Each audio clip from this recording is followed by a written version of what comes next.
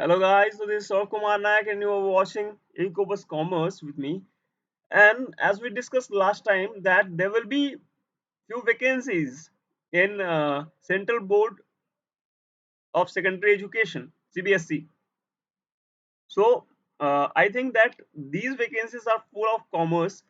तो जितने भी कॉमर्स के वैकेंसीज है we are going to discuss today. अभी अभी अभी अभी अपन जो करने वाले हैं इस वैकेंसीज के बारे में कई लोग को पता चल नहीं पाता, कई लोग अप्लाई करते नहीं है. बहुत अच्छी वैकेंसी होने वाली है, लेवल 10 से लेके लेवल 2 तक की वैकेंसी है. अभी मैं आपको बता दूं एक दो चीजें. पहली चीज, ये जो एकेडमिक है इसमें आपका एक वैकेंसी है, आपके कॉमर्स की एक वैकेंसी है. ठीक है, ये कोई भी अप्लाई कर सकता है, ये कोई भी अप्लाई कर सकता है. ठीक है, ये कोई भी अप्लाई करेगा. लेकिन यहाँ पे अगर मैं आता हूँ जूनियर अकाउंटेंट और जूनियर, किधर गया भाई, और ये वाला है अकाउंट ऑफिसर का. ठीक है, तो ये वैकेंसी जो है, ये वाली और ये वाली वैकेंसीज, ये तो स्पेसिफिकली कॉमर्स वालों के लिए है. और यहाँ पे जो ये वैकेंसी है, यहाँ पे एक वैकेंसी कॉमर्स की है. ये आपको 1 सेकेंड मैं कलर चेंज कर देता हूँ ताकि आपको बहुत इजीली समझ में आ सके. ये जो आपकी है ये आपकी मैक्सिमम एज है. ठीक है, वैकेंसीज नहीं है, ये मैक्सिमम एज आपको लिखी गई है. तो ये जो आप देख रहे हो ये सारी मैक्सिमम एज है, ये नीचे भी ऐसा ही है. तो ये मैक्सिमम एज आपको देखने को मिलेगी. उसके बाद जो वैकेंसीज है आपकी, यहाँ पे टोटल वैकेंसीज आपको देखने को मिल रही है. टोटल 10 वैकेंसी यहाँ पे है, जिसमें अगर मैं यूआर को ले लूं और सॉरी एसटीएससी को काट दूं तो 3 वैकेंसी यहाँ बनती है, तो 15 वैकेंसी यहाँ निकली है. मतलब उससे कुछ नहीं है, एक ही वैकेंसी आपके पास है, क्योंकि सब्जेक्टिव है. आगे देखते हैं इसको. ठीक है, तो चलिए आगे चलते हैं. ये है एकेडमिक्स के लिए. 1 सेकेंड देखते हैं. देखिए, सेक्रेटरी में जो सेक्रेटरी है एकेडमिक्स वाला, जिसको मैंने डिस्कस किया था, यहाँ पे कॉमर्स की एक वैकेंसी मेरे को दिख रही है. ठीक है, एक वैकेंसी कॉमर्स की है. एज लिमिट क्या है, एज लिमिट इसमें 30 साल है. बाकी जो रिजर्वेशन आपको मिलता है वो आपको मिलेगा. ठीक है, असिस्टेंट सेक्रेटरी की 18 पोस्ट है. इसमें आपकी एज लिमिट अगेन 30 ईयर है, बट सॉरी हाँ 30 ईयर है, बट इसमें कोई रिस्ट्रिक्शन नहीं है. आप किसी भी स्ट्रीम के हो सकते हो. और ये यूपीएससी का जैसा एग्जाम होता है ना, सेम वैसे ही एग्जाम है. अगर कोई बंदा यूपीएससी का तैयारी कर रहा होगा तो भाई थोड़ा सा 1-2 महीना पढ़ लो. ठीक है, आपका निकल जाएगा. उसके बाद आपका जो हमारा ये आता है अकाउंट ऑफिसर का, तो अकाउंट ऑफिसर के ओनली 3 वैकेंसीज यहाँ पे अवेलेबल हैं, जो कि अगेन लेवल 10 की वैकेंसी है. लेवल 10 इन द सेंस आपकी जो सैलरी रहने वाली है वो 90,000 के करीब रहने वाली है. ठीक है, 90K के करीब आपको सैलरी यहाँ पे मिलेगी. ठीक है, 90K सेंट्रल गवर्नमेंट की वैकेंसी है. स्टेट गवर्नमेंट में लेवल 10 में करीब करीब 78 टू 86 के करीब सैलरी बनती है. ठीक है, इन हैंड तो आपको 76 मिलता है, लेकिन 85-86 आपको टोटल सैलरी मिलती है. 90K भी आपको टोटल मिलेगी. इन हैंड आपको 80,000 82,000 के करीब मिल जाएगी. जूनियर अकाउंटेंट के आपके सबसे ज्यादा पोस्ट हैं, 20 पोस्ट हैं. ठीक है, और 7 पोस्ट आपके हैं अकाउंटेंट के. कोई भी अप्लाई कर सकता है, कोई ऐसा इशू नहीं है. आपका जो क्रूशियल डेट है, ये है लास्ट डेट जो है 11 अप्रैल है. तो आपको पूरे महीने बचे हुए हैं, कल ही ये रिलीज हुआ है, तो 1 महीने पूरे आपके इसमें हैं. ठीक है, उसके बाद जो है आपका देखिए 35 ईयर असिस्टेंट सेक्रेटरी के लिए. उसके बाद बैचलर डिग्री होना चाहिए किसी भी मीडियम में. ठीक है, और कोई भी हो सकता है. और इसके बाद जो आपके सर्टिफिकेट्स भी लगने वाले हैं दोस्त, तो वो आपके सेंट्रल गवर्नमेंट के सर्टिफिकेट लगेंगे इसमें. अगर आप बोलते हो कि मुझे बोल सके कि मैं एसटी हूँ या मैं एससी हूँ या ओबीसी हूँ या ईडब्ल्यूएस हूँ, तो मुझे सेंट्रल गवर्नमेंट के सर्टिफिकेट दिखाने पड़ेंगे यहाँ पे. ठीक है, उसके बाद यहाँ पे जो असिस्टेंट सेक्रेटरी एकेडमिक्स इसमें क्या मांगा है, बीएड कंपलसरी है, पीजी कंपलसरी है ना. उसके बाद नेट होना चाहिए या सेट होना चाहिए. इन इक्विवेलेंट और डॉक्टरेट डिग्री, मतलब पीएचडी भी चलेगा इन लोग को। मतलब जैसे कि लेट्स सपोज मैंने केवल अपने स्टेट में सेट कंप्लीट किया है, तब भी ये लोग बोल रहे हैं कि आप एलिजिबल हो। मतलब ये बहुत बड़ी बात इन्होंने बोली है। नेट के साथ साथ जो स्टेट गवर्नमेंट जो नेट का यानी कि एग्जाम लेती है, जिसको अपन सेट बोलते हैं या स्लेट बोल देते हैं, वही स्लेट ये लोग एलिजिबल मान रहे हैं। ठीक है, बहुत बड़ी बात है। डिजायरेबल में इन्होंने बोला कि एमएड रहेगा, एमफिल रहेगा तो अच्छा रहेगा। ठीक है, आपका कंट्रीब्यूशन रहना चाहिए एजुकेशन में। उसके बाद एक्सपीरियंस रहनी चाहिए organising seminars, in service course etcetera, जो सारी चीजें हैं। उसके बाद बीएड इन स्पेशल एजुकेशन, ये सारी डिजायरेबल हैं। ठीक है, पहले हो तो जाए। उसके बाद है, नीचे आते हैं और अकाउंट ऑफिसर में, ये देखिए अकाउंट ऑफिसर में आपको बहुत दिलचस्प चीजें दिखेंगी। कुल मिला के ये बीकॉम की बात कर रहे हैं। ठीक है, ये भाई साहब यहाँ भी इन्होंने बीकॉम की बात करी, यहाँ भी इन्होंने बीकॉम की बात करी, यहाँ भी ये एमकॉम की बात कर रहे हैं। ठीक है उसके बाद बोल रहे हैं एमबीए रहेगा फाइनेंस में या सीए रहेगा तब भी चलेगा। एमबीए रहेगा, सीए रहेगा, सीएमए रहेगा, तब भी उनको चलेगा। ओके, डिजायरेबल क्या है? Experience in field of account compliance, complication sorry compliance, budget, internal audit and commercial accounting. अगर एक्सपीरियंस है तो अच्छा है, अच्छी बात है। कोई एक्सपीरियंस मांगा नहीं है भैया आपसे, नहीं है कोई बात नहीं। Experience in field of investment, fund management, security, अरे भैया मैं खुद का ही करता हूं तब भी चलेगा बोल रहा है। ठीक है, एक्सपीरियंस रहना चाहिए, कहीं का ऐसा सर्टिफिकेट दिखाने की कोई जरूरत नहीं है। ठीक है, चलिए अकाउंटेंट की क्या वैकेंसी है, लेवल 4 की वैकेंसी है, 60,000 पेमेंट मिलने वाली है यहाँ पे। ठीक है, लेवल 4 की वैकेंसी है, करीब करीब 50 से 60, मतलब पकड़ लो आप। ये जो वैकेंसी है इसमें ये जो है टाइपिंग स्पीड, ये जो टाइपिंग स्पीड आप देख रहे हो ना भाई साहब, ये टाइपिंग स्पीड आपकी होनी चाहिए, लेकिन आपको कोई सर्टिफिकेट दिखाने की अगेन कोई जरूरत नहीं है। आप एक महीना कहीं अगर टाइपिंग करते हो ना तो ये स्पीड आपके बहुत इजीली आ जाएगी। 35 वर्ड पर मिनट इन इंग्लिश, और बोला है, और या फिर, और का मतलब समझते हो, एंड नहीं बोला है, और बोला है। तो या तो इंग्लिश में अगर 35 वर्ड पर मिनट है तो आपको कोई टेंशन लेने की जरूरत नहीं है, आपको ये 30 करने की जरूरत नहीं पड़ेगी।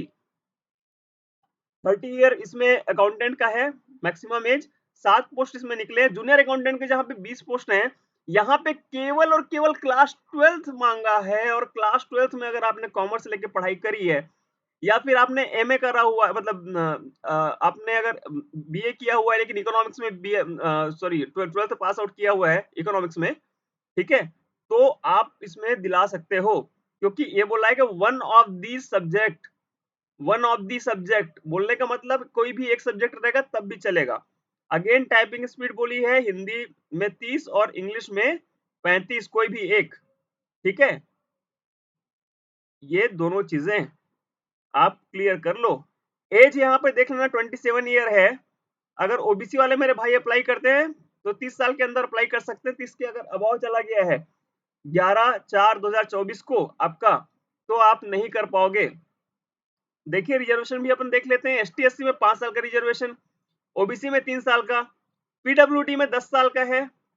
पीडब्ल्यूडी जो कि ओबीसी है, नॉन क्रीमी लेयर, उसका 13 साल का है। पीडब्ल्यूडी एसटी एससी है, अगर वुमन है इंक्लूडिंग वुमन, तो 15 साल का है।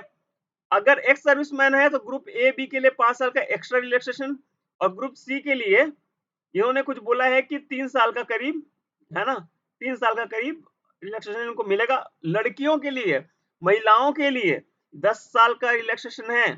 तो बहुत बड़ी बात है। यहाँ पे डिपार्टमेंटल कैंडिडेट अगर है तो उनके लिए कोई बात नहीं, अगर 58 ईयर के भी है तो भी वो अप्लाई कर सकते हैं। ठीक है, 2 साल पहले भी अप्लाई कर पाएंगे, 50-60 ईयर वाले भी अप्लाई कर पाएंगे। चलिए आगे चलते हैं। जो फीस है, फीस इन्होंने रखी है ना, ये इन्होंने रखी हुई है, यहाँ पे मैं तो ग्रीन मार्क करूंगा क्योंकि बहुत ज्यादा फीस, ये तो नॉर्मल फीस है, सीटेट भी कराते हैं भाई साहब तो 1000 के नीचे बात नहीं करते हैं।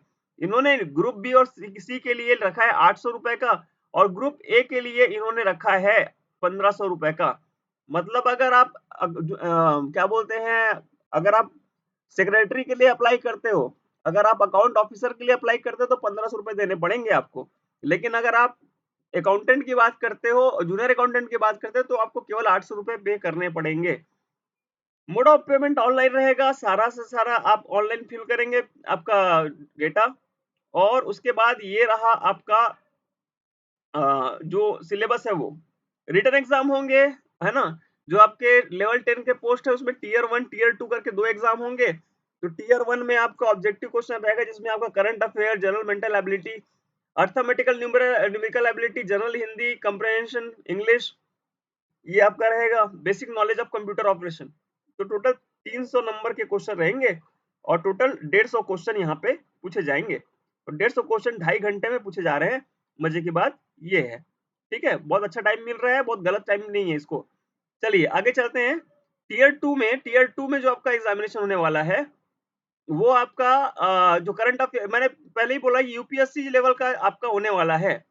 थोड़ा सा यूपीएससी लेवल का आपको इंडिया का करंट अफेयर और बाकी जगह सारी चीजें आपको अवेयर रहेंगे तो आपका हो जाएगा। ठीक है, चलिए स्क्रीनशॉट ले सकते हैं आप अगर आपको लगता है कि दिलाना है। असिस्टेंट सेक्रेटरी जो अपन ने बात की, कॉमर्स की एक पोस्ट है एकेडमिक्स में। तो यहाँ पे आपको क्या करना पड़ेगा, टीयर 1 में आपको current affair, general awareness, skill for academic and office work and analytical ability, ये आपको देना पड़ेगा। General aptitude in area associated to school education, ठीक है, मतलब पूरा एनईपी वनईपी सब आपका आ जाएगा। 300 नंबर का पेपर अगेन होने वाला है जिसमें से 150 क्वेश्चन रहेंगे और अगेन ये 2.5 घंटे का पेपर होने वाला है। दूसरा टीयर जो इसमें होगा वो रिटन एग्जाम का होगा। Written exam in the sense, ये जो रिटन एग्जाम है वो आप इस साइट पे जाओगे तो आपको दिख जाएगा। तो ये क्या होगा, इसका सिलेबस क्या होगा, 320 मार्क्स का होगा, ये आप वहां से क्लियर कर लीजिएगा। उसके बाद इंटरव्यू होगा जो कि 80 नंबर का होगा और ये जो बेस्ड होगा basis on the performance of part B and part C. ठीक है, सॉरी पार्ट ए और पार्ट बी होना चाहिए, लेकिन पार्ट, अच्छा ओके, पार्ट बी और पार्ट सी, पार्ट ए को इसमें इंक्लूड नहीं किया जाएगा जो एंट्रेंस एग्जाम है। और इसमें 1/10 सेलेक्ट होंगे। कहने का मतलब है कि जो एक बंदा रहेगा, 10 बंदे रहेंगे, 10 बंदे में से एक चुना जाएगा। अगर मान के चलो 1000 लोग एग्जाम में बैठते हैं तो उसमें से केवल 100 लोग सेलेक्ट होंगे। ठीक है, जो टीयर 2 है उसको दिलाने के लिए। अकाउंट ऑफिसर के पोस्ट हैं, अकाउंट ऑफिसर के पोस्ट जो है आपके वो 2.5 घंटे के। और अगेन आपको ये जो है आपका बेसिक, ये आपको देखने को मिलेगा जो आपको उधर ऊपर भी देखने को मिला था। उसके बाद ये आपका जो बी कॉम का सारा सब्जेक्ट है, यहाँ से लेके यहाँ तक, मैं बार बार रिपीट नहीं करूंगा। ये जो आपका बी कॉम का सब्जेक्ट है ये पूरा का पूरा आ गया। इसमें से हिंदी इंग्लिश जो है वो आपका एक्स्ट्रा है, कॉन्स्टिट्यूशन एप्टीट्यूड ये एक्स्ट्रा है, ये आपका करंट अफेयर ये एक्स्ट्रा है। और ये सेम वही है जो आपको सेक्रेटरी के लिए जरूरी था करना। ठीक है, तो कुल मिला के अगेन यहाँ पे आपका नॉलेज तगड़ा होना चाहिए तब जाके हो पाएगा। लेकिन अप्लाई करने में कोई दिक्कत नहीं है भाई।